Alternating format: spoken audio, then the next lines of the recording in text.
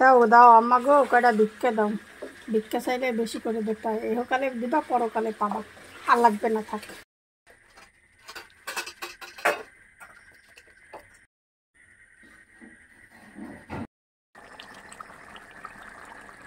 আওয়াজ হচ্ছে, চলেন তো টুকটাকের আওয়াজের বিষয়টা কি। ওয়াও, এই যে জিরে বাটা, এখানে জিরে, দারচিনি, এলাচ এরকম কিছু মনে হচ্ছে।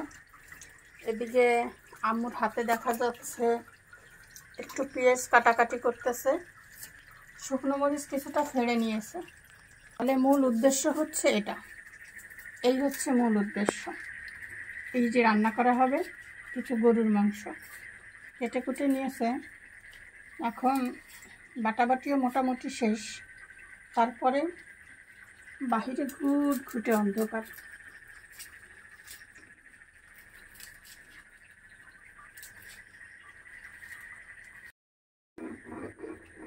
তারপরে এই কেটে রাখার জিনিসগুলো সুন্দর করে এভাবে দিয়ে দিলাম।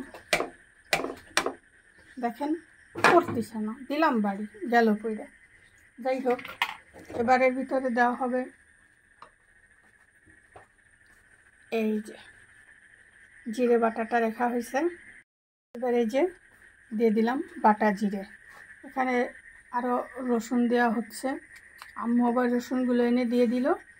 আর পেঁয়াজ তো কাটতে দেওয়া হয়েছে, দেওয়া হলো ওই যে শুকনো মরিচ। এখানে আছে জিরে বাটা, আদা বাটা। আদা বাটা দিছ? ও, এখন আদা বাটাটা দেওয়া হয় নাই, আদা বাটাটা বেটে এর ভেতর দেওয়া হবে। পরিমাণ মতো তেলও দিয়ে দিলাম গাইস। আমি কিন্তু তেলের কথাটা ভুলে গেছিলাম, আমার আম্মু পরে তেল দিবে। এবার দেওয়া হবে কি বলেন তো, এই যে লবণ জিনিস, আম্মু বলে স্বাদের জিনিস, আর কি লবণ। তারপরে দেওয়া হবে হলুদ। ঝিঝি পোকার ডাক শুনতে পাচ্ছেন? আমরা প্রত্যন্ত গ্রাম বলতে পারেন, আমরা গ্রামে বসবাস করি। এখানে বাহিরে ঘুটঘুটে অন্ধকার, ঝিঝি পোকার ডাক, এক অন্যরকম রাত্রি।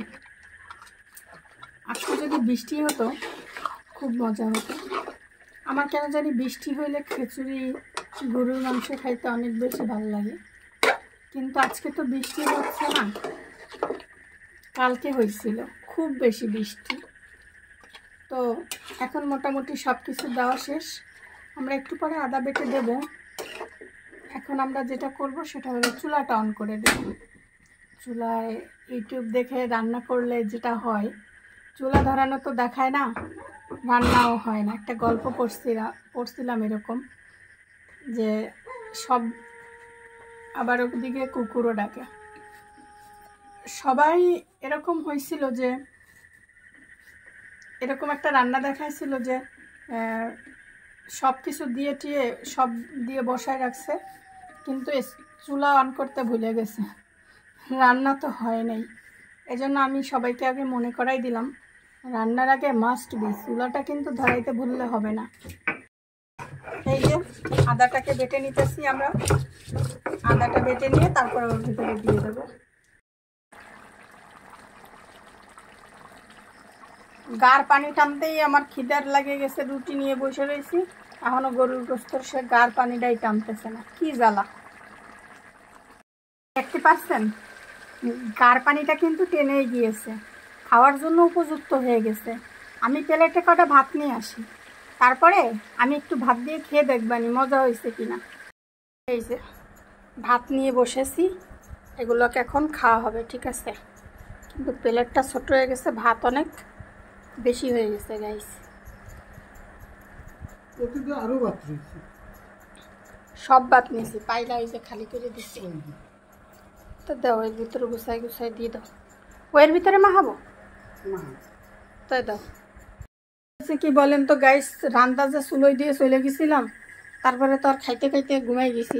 যাই হোক, এই যে রান্না কিন্তু অলরেডি ফাটাফাটি।